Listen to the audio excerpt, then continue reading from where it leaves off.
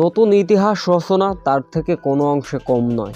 West Indies দুইবারের টি-20তে বিশ্ব champion, তাদের বিপক্ষে তাদেরই মাটিতে হোয়াইটওয়াশ করা গৌরবের কোনো অংশে কম নয়। আগে 2 ম্যাচ জিতে ইতিমধ্যে সিরিজ জিতে নিয়েছিল টাইগাররা। সেইখানে অবশ্য শেষ টি-20 বাংলাদেশের লক্ষ্য ছিল ওয়েস্ট ইন্ডিজকে হোয়াইটওয়াশের।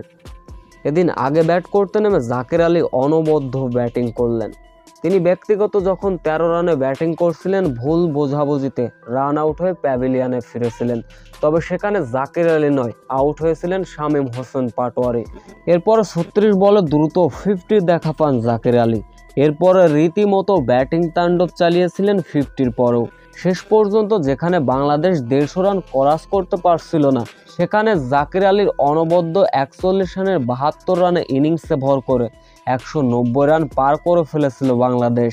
শেষ পর্যন্ত অবশ্য ওয়েস্ট ইন্ডিজের বিপক্ষে দাপটীয় জয় পেয়েছিল টাইগাররা, যার ফলে ওয়েস্ট ইন্ডিজের মাটিতে ওয়েস্ট ইন্ডিজকেই হোয়াইটওয়াশ করল বাংলাদেশ। এদিন জাকের আলী এমন দুর্দান্ত ব্যাটিংয়ের পরে বাংলাদেশের ইউনিটকে প্রশংসায় ভাসিয়েছেন। জাকের আলী অবশ্য হয়েছিলেন ম্যান অব দ্য ম্যাচ, জিতে নিয়েছিলেন ইউএসের $500। অন্যদিকে ম্যান অব দ্য টুর্নামেন্টের পুরস্কার জিতেছিলেন শেখ মেহেদী হাসান, তিনিও জিতেছিলেন ইউএসএ $500।